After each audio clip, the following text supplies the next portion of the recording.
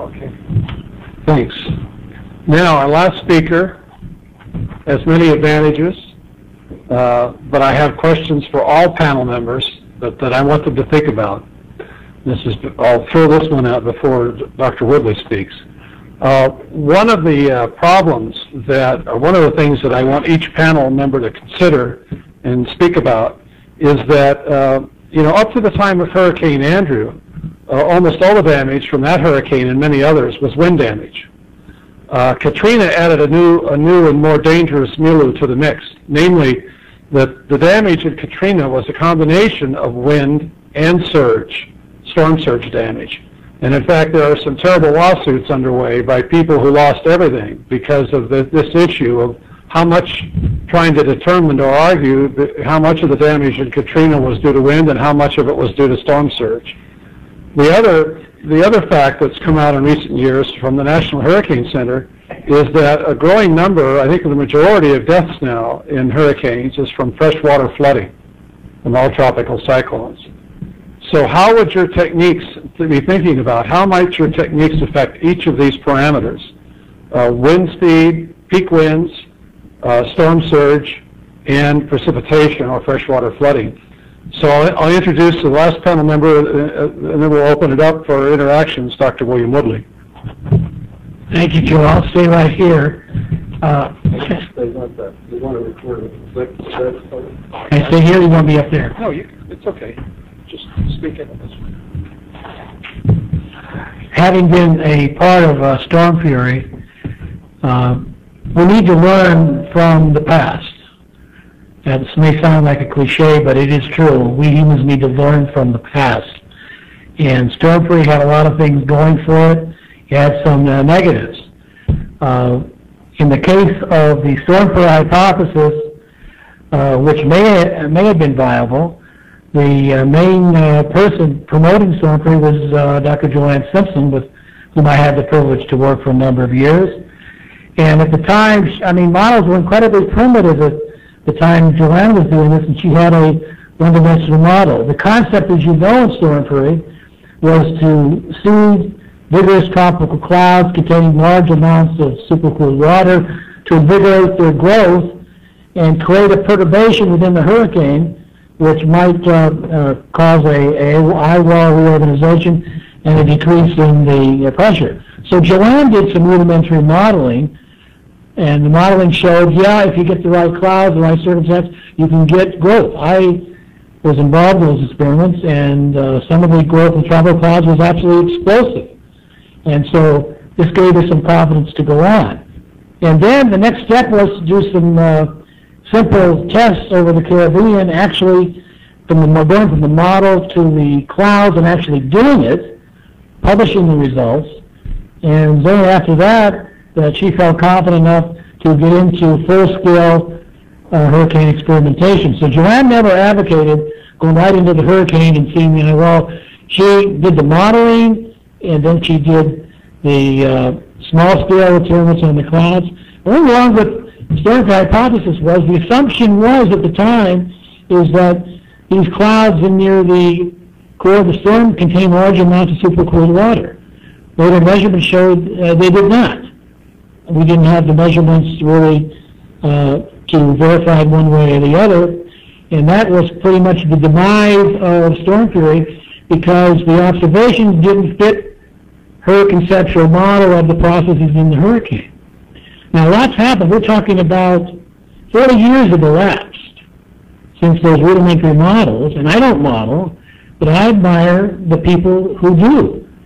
And I'm very critical, popping off all the time and bugging models, but once they begin to simulate the real world, it gets my attention. I cannot imagine now, in the 21st century, anybody testing a procedure or hypothesis in a hurricane environment without first submitting their ideas to the best modelers that are around. And I would doubt, I can't speak for them, but I would doubt they would object the involvement in it to have somebody submit his ideas to modeling with the latest and best models that we have. And I think that's something that should be done. One other thing I want to say, then I'll stop, just to generate more interest and controversy, I suppose, is, and I'm not telling the Department of Homeland Security what they ought to do and shouldn't do, but my view is that some of the hypotheses that I've seen which involve producing long-term changes in sea surface temperature in the Atlantic Ocean that will cost, I don't know, billions of dollars to do that with pumps and everything else. To me, based on storm theory, we're out to lunch.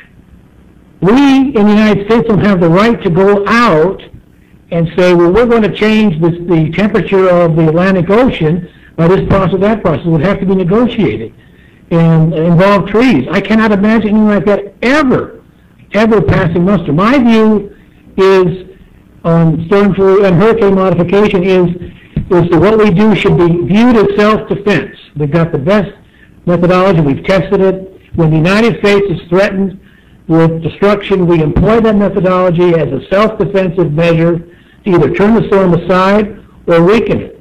To me, we could sell that to us.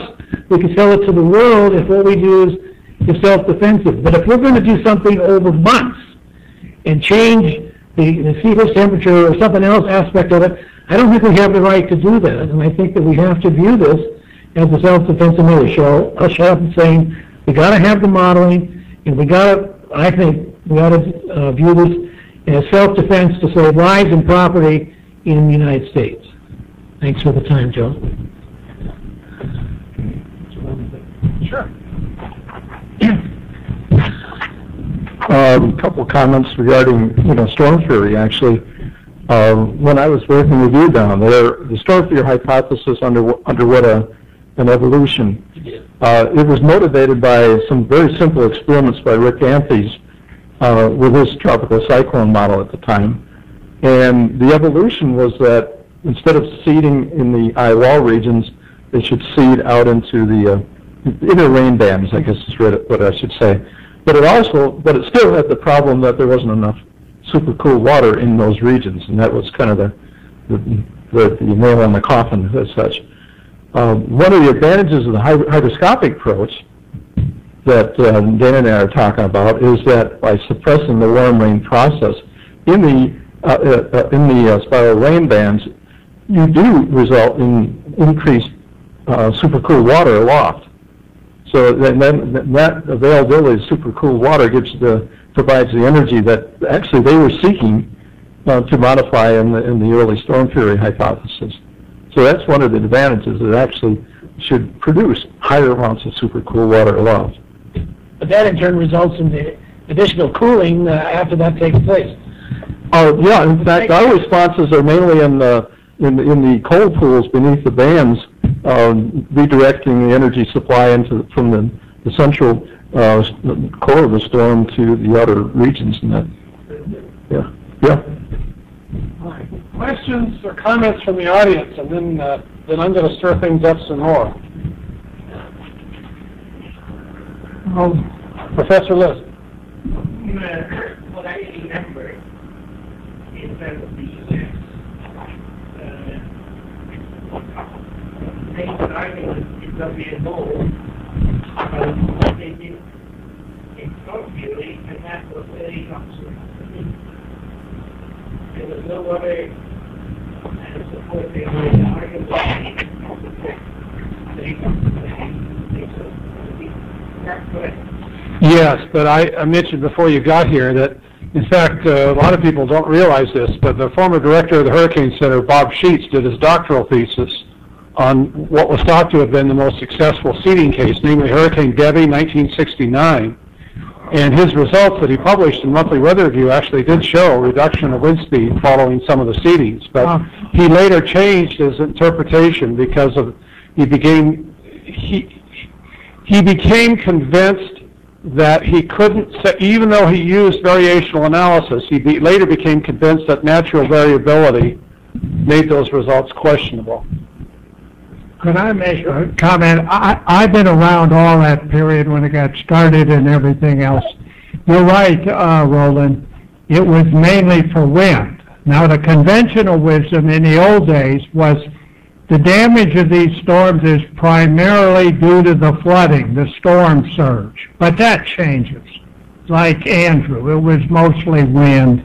There are a lot of them, it's inland flooding. It does damage, this and that. Now, the storm fury, of which that one seeding case where the winds tended to go down, there was a trough coming by to the north, and very few people believed that the seeding had really done that, and that was a point there. And Rick Hance's idea on the modeling and things, that was a good idea and stuff, but it's so, these models, when you're down to convection, modeling cumulus clouds and the environment around it, it's too tough. It is to show the human effects. Now, Bill Cotton may be able to model nature, daytime heating, and clouds break out and they do various things. That's fine. But when you're trying to put humans on and cause a little change and find out what that little change is to this big, massive, unnatural system, I don't think the models are that good. And you'll get a model that will say one thing and another model. And I'm very disappointed with modeling. It is the role of it in the future was so great. We all lost grants to support modelers. We see global warming coming on as a crazy thing out of the models. I think in many of these experiments, you just got to go out and do it and see what happens. And if you rely on a model, it throws you off base. You're not sure if it's any good or it's bad. And if this program of which you're talking $64 million here. Normally in the past, you'd say that $64 million, 3/4 of it would go to modeling, and very little to observations or experiments. And that's been our problem. Damn it, we put too much trust in models.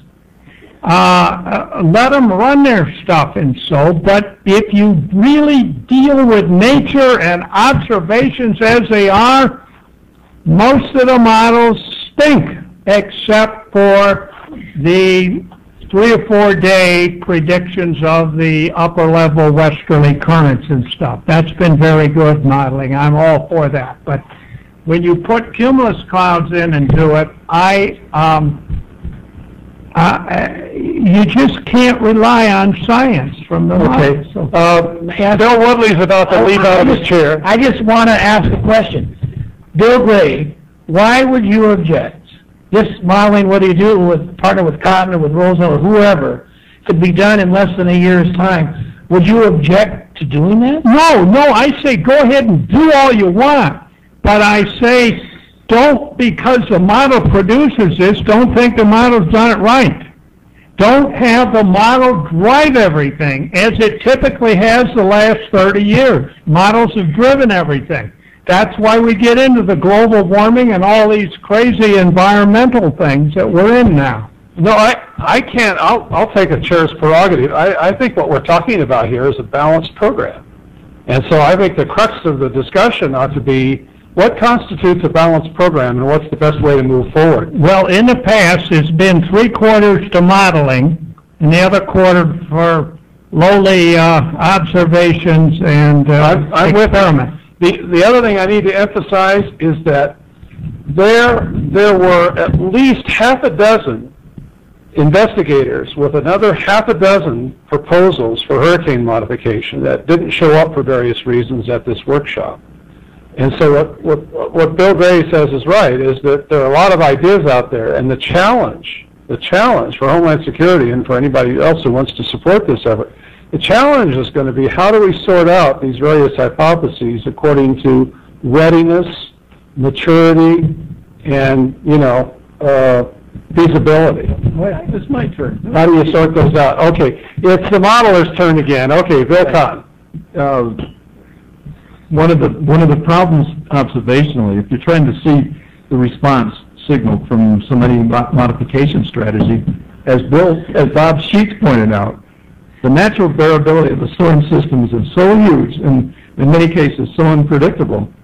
It's almost impossible to extricate the signal from the noise level of the system.